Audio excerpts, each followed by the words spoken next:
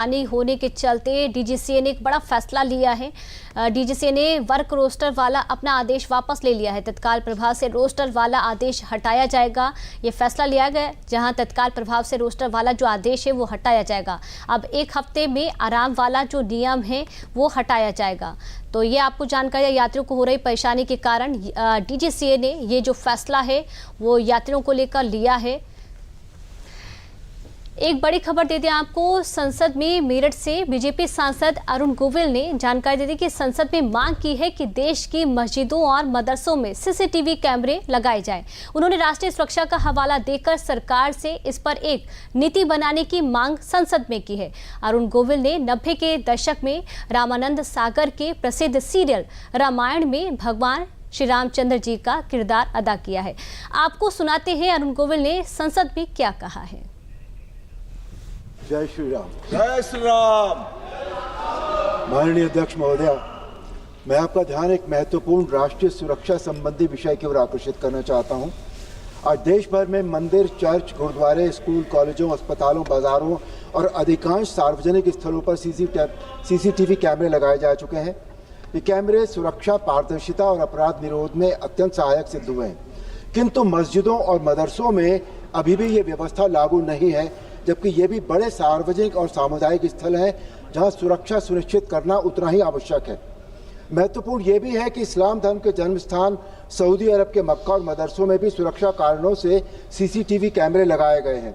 यदि वहां सुरक्षा को प्राथमिकता देते हुए ये व्यवस्था अपनाई जा सकती है तो भारत में समान सुरक्षा मानकों को लागू करने में संकोच क्यों है? अतः मेरा सरकार से आग्रह है कि केंद्र सरकार मस्जिदों और मदरसों में भी मंदिरों, स्कूलों, चर्चों तथा अन्य सार्वजनिक स्थलों की तरह सीसीटीवी कैमरे अनिवार्य करने हेतु एक समान राष्ट्रीय सुरक्षा नीति बनाने पर विचार करें। ये कदम किसी धर्म के विरुद्ध नहीं है, बल्कि राष्ट्र के 140 करोड़ नागरिकों की सुरक्षा के हित में होगा, क्योंकि सुरक्षा न धार्मिक होती है न पक्षपाती होती है। सुरक्षा हमेशा राष्ट्र हित और मानव हित में होती है। सरकार सुरक्षा मानकों को लागू करने पर विचार करे ताकि हमारा राष्ट्रीय सुरक्षा तंत्र और अधिक मजबूत हो सके। सुरक्षा हर नागरिक का समान अधिकार है। धन्यवाद। जय श्री राम। एक और बड़ी जानकारी सामने आ रही है। आपको जानकारी दे दें कि वक्फ संशोधन अधिनियम 2025 के तहत लॉन्च किए गए उम्मीद पोर्टल पर वक्फ संपत्तियों की डिटेल अपलोड करने की अंतिम समय सीमा आज यानी 5 दिसंबर 2025 को समाप्त हो रही। जहां आपको जानकारी दे दें कि किरेन रिजिजू का स्टेटमेंट सामने, सुप्रीम कोर्ट ने तारीख आगे बढ़ाने से साफ इनकार कर दिया है। किरेन रिजिजू का ये जो स्टेटमेंट है, जो बयान सामने, पोर्टल पर रजिस्ट्रेशन कराने वालों पर अगले 3 महीने तक हम कोई जुर्माना नहीं लगाएंगे। ये स्टेटमेंट, ये बयान किरेन रिजिजू का सामने आए तारीख बढ़ाने के लिए। आपको जानकारी दें कि अभी तक उम्मीद पोर्टल पर सिर्फ 1.5 लाख से ज्यादा कहा जा रहा है कि वक्फ संपत्तियां रजिस्टर्ड है। किरेन रिजिजू का ये भी स्टेटमेंट है। सुप्रीम कोर्ट ने तारीख आगे बढ़ाने से इसको लेकर अब साफ इनकार कर दिया है। आज की आखिरी तारीख है अंतिम। ये स्टेटमेंट सुनिए। आज आखिरी दिन है, 5 दिसंबर आखिरी दिन होने के नाते अभी भी लाखों वक्फ प्रॉपर्टी रजिस्ट्रेशन नहीं हो पाया है। मेरे पास बहुत सारे सांसद आए, मेंबर्स ऑफ पार्लियामेंट, अलग अलग स्टेट के लोग आए, कई लीडर्स आए, पॉलिटिकल लीडर्स, सोशल लीडर्स, कई लोग मुझे मिलने आए और रिक्वेस्ट किया कि जो 9 लाख से ज़्यादा वक्फ प्रॉपर्टी को रजिस्ट्रेशन करने में दिक्कतें आ रहे हैं और आज आखिरी दिन है, इसलिए उम्मीद पोर्टल का आखिरी दिन को एक्सटेंशन किया जाए, ऐसे रिक्वेस्ट आया है। मैं सबसे पहले तो ये कहना चाहता हूँ, अभी तक आज शाम तक कितना होगा वो देखना पड़ेगा। अभी तक 1,51,000 वक्फ प्रॉपर्टी का रजिस्ट्रेशन हो चुके हैं।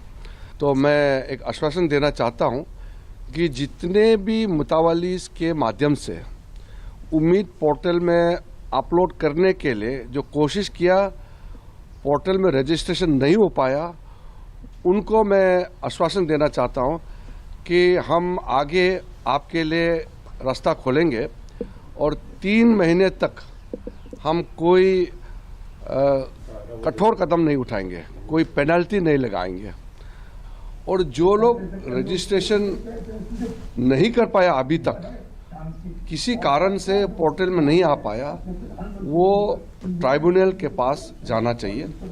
सुप्रीम कोर्ट ने वक्फ प्रॉपर्टी को लेकर के जो टिप्पणी की है, डायरेक्शन दिया है, वो बहुत साफ है कि 6 महीने का एक्सटेंशन को सुप्रीम कोर्ट ने मना किया है कि वो फर्दर एक्सटेंशन नहीं देंगे।